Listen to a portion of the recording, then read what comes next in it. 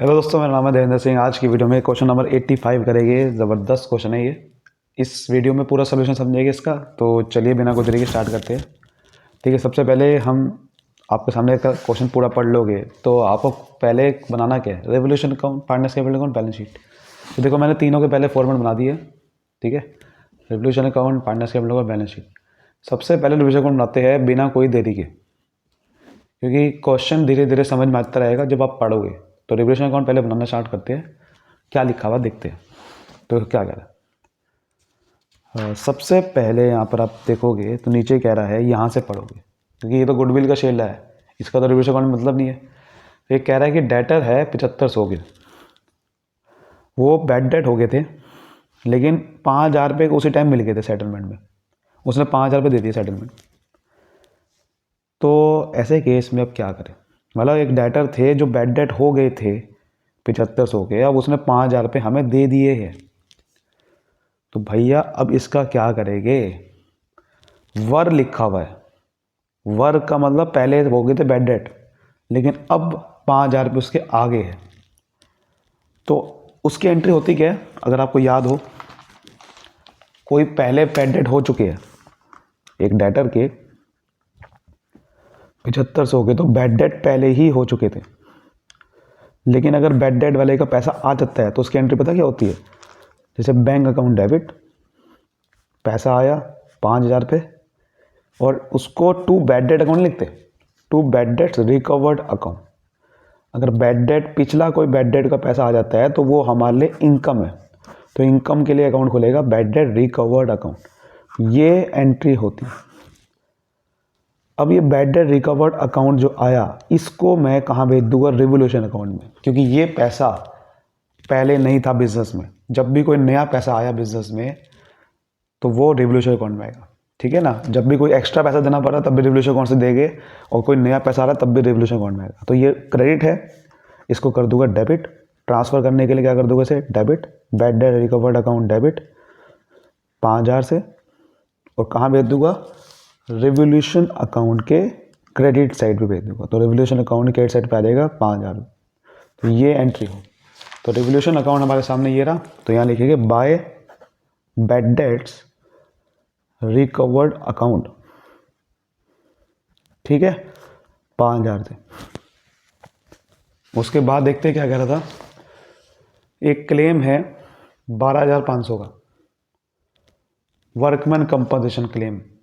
वो कह रहा है कि वो क्लेम देना है 12500 रुपये। आपको याद है वर्कमैन कंपनसेशन क्लेम आ गया, तो वर्कमैन कंपनसेशन अगर रिजर्व भी बनता है वैसे, है ना, लेकिन इस क्वेश्चन में वर्कमैन कंपनसेशन रिजर्व है नहीं। वैसे ही अगर ये कोई वर्कमैन कंपनसेशन क्लेम आ जाए तो वो रिजर्व से बुरा कर देते हैं, लेकिन रिजर्व तो क्वेश्चन में नहीं है। तो ये नई लायबिलिटी आ गई मेरे पास, 12500 रुपये वर्कमैन कंपनसेशन क्लेम देना है मुझे, ये लायबिलिटी है। तो कोई नई लायबिलिटी आ गई, रिवोल्यूशन अकाउंट में आता है। तो यह लिखेंगे to claim for workman compensation account. ये नई लायबिलिटी आ गई है 12500 की। ठीक है, आगे कह रहा है machinery was under valued bye 5000। Machinery की वैल्यू 5000 से कम हो रखी है। तो जो भी मशीनरी की वैल्यू लिखी हुई है वो कह रहा है कि 5000 से कम है। अगर कम है तो उसे बढ़ा देंगे ताकि सही वैल्यू पर पहुंच जाए। तो बढ़ाएंगे तो क्रेडिट साइड पे लिखेंगे, जब भी मशीनरी एसेट बढ़ेगा तो क्रेडिट साइड पे। तो यहाँ लिखेंगे बाय मशीनरी अकाउंट 5000। ठीक है, आगे देखेंगे तो वो कह रहा है कि stock was valued 10% more than it's book value, market value. यानी कि स्टॉक की जो वैल्यू हो रखी है यहाँ पर, वो मार्केट वैल्यू से 10% ज़्यादा की हो रखी है, उसे ठीक करना।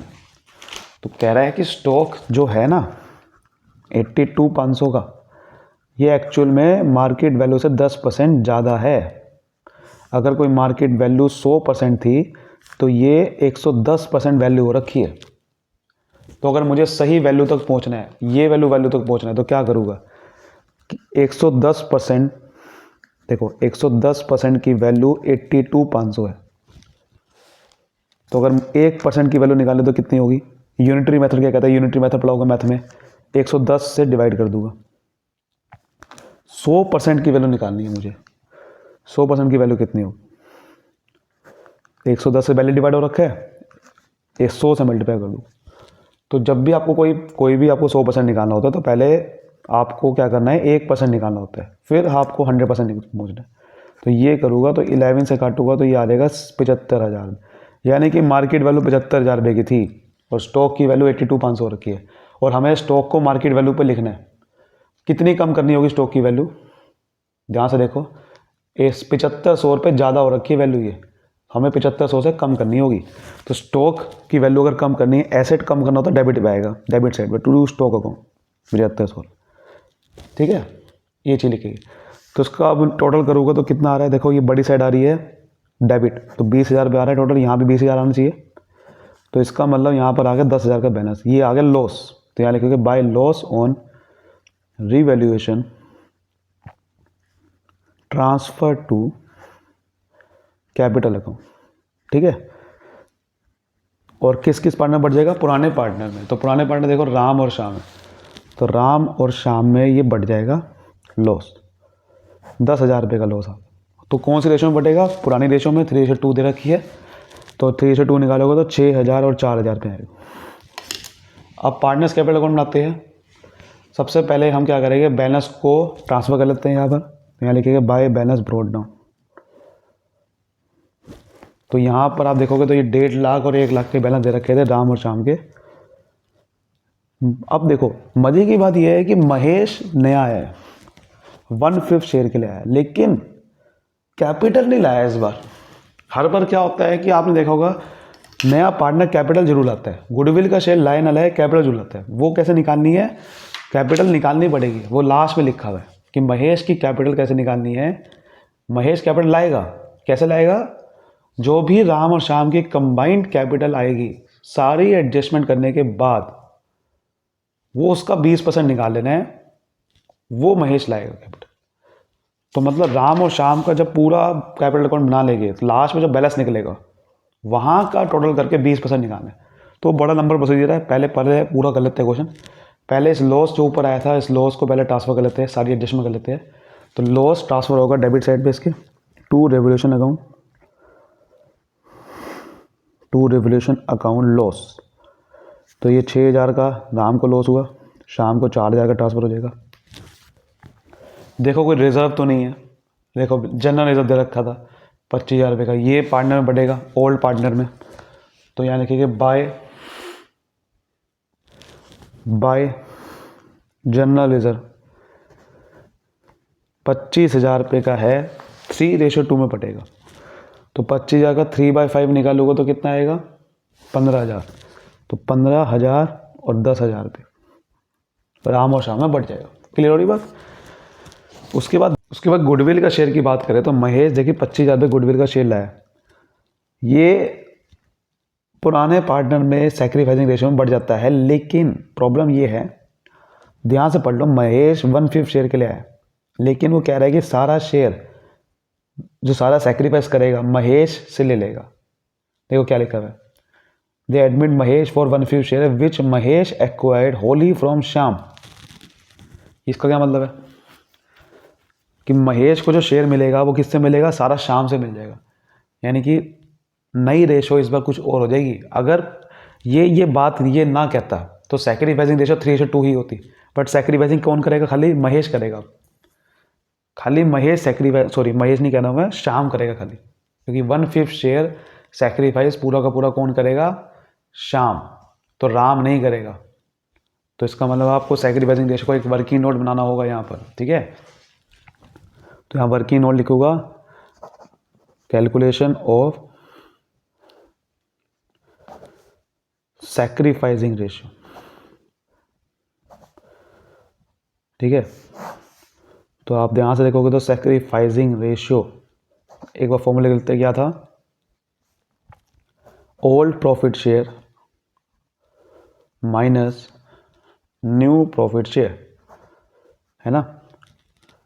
तो देखो आप ध्यान से देखते हैं, राम को सैक्रिफाइस करना पड़ा या नहीं करना पड़ा वो निकालते जरा एक बार। तो पुराना शेयर राम का कितना था? पुराना शेयर आप ध्यान से देखो तो 3/5 था, 3:2 के हिसाब से। तो 3/5 था, नया शेयर कितना हो गया सर? नया शेयर तो आप ध्यान से देखोगे तो कितना हो चुका है। अच्छा, सैक्रिफाइस रेशो निकालने के लिए भी आपको पहले नई रेशो निकालनी पड़ेगी, क्योंकि देखो शाम को सैक्रिफाइस नहीं करना पड़ा, किसको करना पड़ा? खाली खाली शाम को करना पड़ा, सॉरी, राम को नहीं करना पड़ा। तो अगर राम को नहीं करना पड़ा तो क्या उसका उतना उसका शेयर उतने का उतना रह जाएगा? नहीं, उसको गेन भी तो होगा। तो यहाँ पर आपको क्या करना पड़ेगा? एक नई रेशो भी निकालनी पड़ेगी। तो यहाँ पर आप, अगर हमें वैसे ये वर्किंग नोट पहले बनेगा नई रेशो वाला, मैं चलो नीचे बना लेता हूँ एक बार कि कैलकुलेशन ऑफ नई ratio, new profit sharing ratio.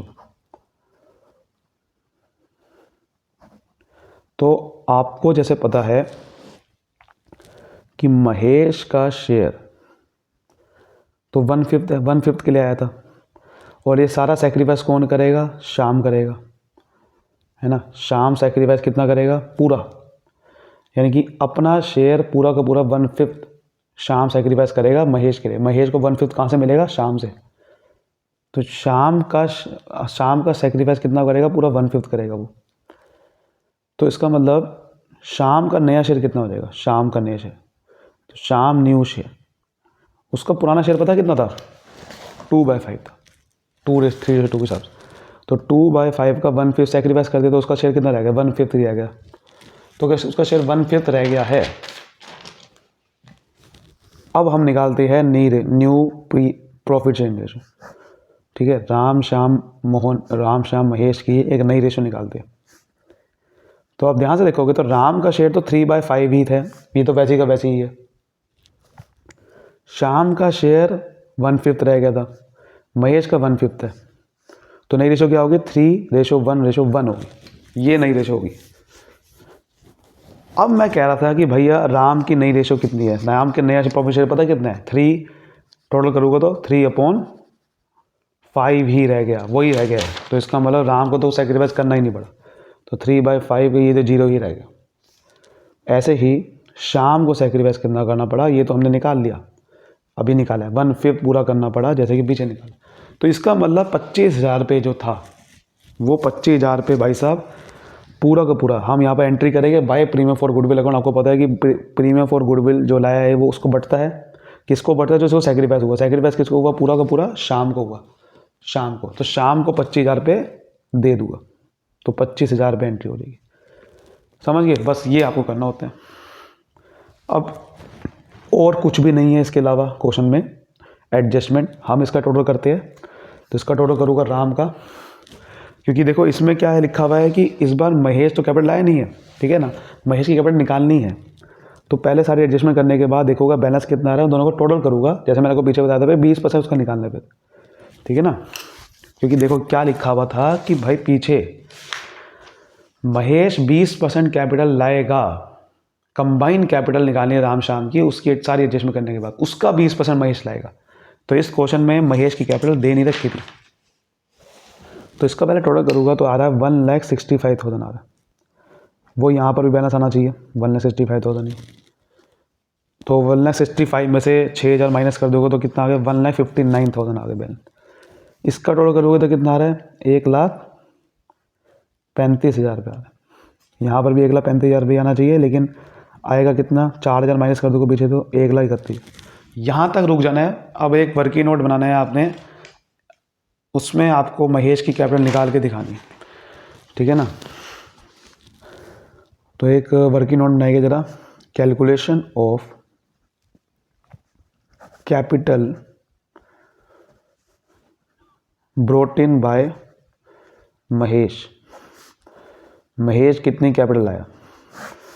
तो यहाँ लिखेंगे कंबाइंड कैपिटल ऑफ राम और श्याम। राम और श्याम की कितनी कंबाइंड कैपिटल है आफ्टर सारी एडजस्टमेंट करने के बाद, आफ्टर ऑल एडजस्टमेंट। तो सारी एडजस्टमेंट्स करने के बाद राम और श्याम की कितनी कैपिटल आ रही है? तो देखो आप देखो पीछे देख सकते हो आप कितनी आई थी, 1,59,000 आई थी और 1,31,000 आई थी। तो ये आई थी दोनों कैपिटल। तो यहाँ लिखिए 1,59,000 आई थी और 1,31,000 आई थी। तो टोटल कैपिटल कितनी होगी? टोटल कैपिटल कितनी होगी? 2,90,000 रुपये होगी। 2,90,000 का वो कह रहा है कि 20% महेश लाया है, तो इसका 20% निकाल लेना है। तो यहाँ लिखिए महेश कैपिटल कितनी हो जाएगी, 2,90,000 का 20%। 20% आप ध्यान से देखोगे तो कितना होता है, 1/5 ही होता है, और वो 1/5 शेयर के लिए आया था। तो उन्होंने घुमा फिरा के 20% बोल दिया। वो ये भी कह सकता था कि अपने कैपिटल का 1/5 लाया, कंबाइंड कैपिटल का 1/5 लाया, बट उन्होंने घुमा फिरा के 20% बोल दिया और कुछ नहीं है। तो निकालोगे तो कितना आ रहा है, 58,000 आ रहा है, ये लाया है। और ये हम एंट्री करेंगे अब बाय बैंक अकाउंट। तो बैंक में पैसा आया क्योंकि, और कैपिटल किसकी आई, महेश की, तो 58,000 आ गया। अब इसका टोटल कर लेंगे 58,000, यहाँ भी आ गया टोटल, यहाँ भी 58,000 आना चाहिए। तो बैलेंस कितना आ गया कैपिटल का, 58,000। बस ये करना था और कुछ नहीं था। अब बैलेंस शीट बनाएंगे, बैलेंस शीट में कुछ नहीं करना आपने, इसी तरह से बनानी है।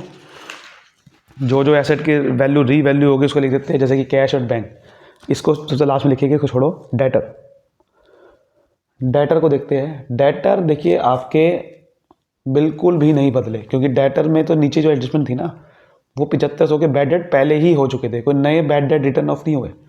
तो डेटर तो वैसे ही के वैसे ही रहेंगे। ना तो प्रोविज़न को छेड़छाड़ करी थी मैंने, कुछ भी नहीं होता, ये तो बैड डेट रिकवर्ड हुआ था, तो इसका कुछ भी नहीं होना, ये वैसे ही का वैसे ही रहेगा bad debt. Less provision for doubtful debt, ठीक है। तो डेटर तो वैसे ही का वैसे ही 1,50,000 ही रहेंगे। स्टॉक की वैल्यू बदली थी, आपको याद है, स्टॉक की वैल्यू मैंने निकाली थी 75,000 रुपये, याद है आपको, मार्केट वैल्यू उसकी 75,000 हो गई थी। मशीनरी की वैल्यू बदली थी, मशीनरी की वैल्यू लिखा हुआ था ना कि मशीनरी अंडर वैल्यू हो रखी है, तो मैंने मशीनरी की वैल्यू 5,000 से बढ़ाई थी, तो इसको 5,000 से बढ़ा हुआ, तो 1,47,500 हो जाएगा फिर ये। फिर लिखिए cash at bank. Cash at bank देखिए ये भी बदलेगा, क्योंकि देखो 25,000 रुपये का कैश बैंक था, लेकिन आप ध्यान से देखो, महेश प्रीमियम फॉर गुडविल आया 25,000 रुपये, तो बैंक में लाएगा, बैंक बैलेंस बढ़ेगा उससे 25,000 रुपये। साथ में वो कैपिटल भी लाया, ये जो हमने लास्ट में निकाला अभी, कितनी कैपिटल लाया, 58,000 देखो निकाला था, तो 58,000 कैपिटल लाया, तो उससे बैंक का बैलेंस बढ़ेगा। तो इसका मतलब 1,08,000 रुपये आ जाएगा ये। अब यहाँ देखेंगे लाइबिलिटी साइड पे, तो क्रेडिटर नहीं बदले बिल्कुल भी, तो क्रेडिटर वैसे ही का वैसे लिखेंगे, 70,000 रुपये दे रखा था। जनरल रिजर्व बढ़ दिया था। एम्प्लॉयज़ प्रोविडेंट फंड वैसे का वैसे लिखेंगे, क्योंकि लाइबिलिटी है, इसको बिल्कुल नहीं छेड़ा मैंने। Employees provident fund. अच्छा एक चीज़ और ध्यान से बोले ना, हाँ बैड डेट रिकवर्ड भी हुए थे 5,000 पे, तो बैड डेट रिकवर्ड हुए थे, तो वो भी बैंक बैलेंस में प्लस होगा, क्योंकि बैड डेट रिकवर्ड तो पैसा बैंक में आया था, तो इसका मतलब यहाँ पर 1,13,000 पे आ जाएगा बैंक का बैलेंस, ठीक है। एम्प्लॉयज़ प्रोविडेंट फंड वैसे का वैसे ही रहेगा। कैपिटल में बदलाव होगा, लेकिन एक चीज़ आपने समझना, मैंने लिखा था क्लेम आया था, एक वर्कमैन कंपनसेशन क्लेम आया था, नई लाइबिलिटी आ गई थी, तो ये नई लाइबिलिटी साइड पे आएगा, तो यहाँ लिखूंगा क्लेम फॉर वर्कमैन कंपनसेशन, ठीक है। क्लेम फॉर वर्कमैन कंपनसेशन 12,500 का। उसके बाद कैपिटल के बैलेंस लिखते हैं सारे कैपिटल्स। तो देखो राम शाह, हम नया बंदा भी आ गया है, यहाँ पर बैलेंस शीट लिख लेते हैं ऊपर। ये न्यू फर्म की बना रहे हैं ना, ये कब बना रहे हैं, देखो जब उसका एडमिशन हुआ 1 अप्रैल को। राम श्याम महेश, तो देखो राम की कैपिटल हमने निकाली थी नीचे 1,00,000, ये 59,000, और इसकी निकाली थी 1,31,000 रुपये, और इसकी निकाली 58,000 रुपये। इसका टोटल तो आपको अभी निकाला था आपने पीछे, कितना आया था, 2,90,000 रुपये, उसमें 58,000 और प्लस कर दो, तो कितना आ जाएगा, 3,48,000। बस खत्म है आपका क्वेश्चन। अब आप इसका टोटल कर सकते हो, बैलेंस शीट 110% मैच होगी, ठीक है। तो बैलेंस शीट कितनी आ रही है, तो 4,85,500, ये आपका बैलेंस शीट का टोटल आ रहा है। तो उम्मीद करता हूँ आपको बहुत ही अच्छे से ये क्वेश्चन बहुत अच्छे समझ में आया होगा, ठीक है। तो वीडियो को लाइक करिए, सब्सक्राइब करिए। Thank you so much, all the best. मिलते हैं अगले वीडियो में, बाय बाय।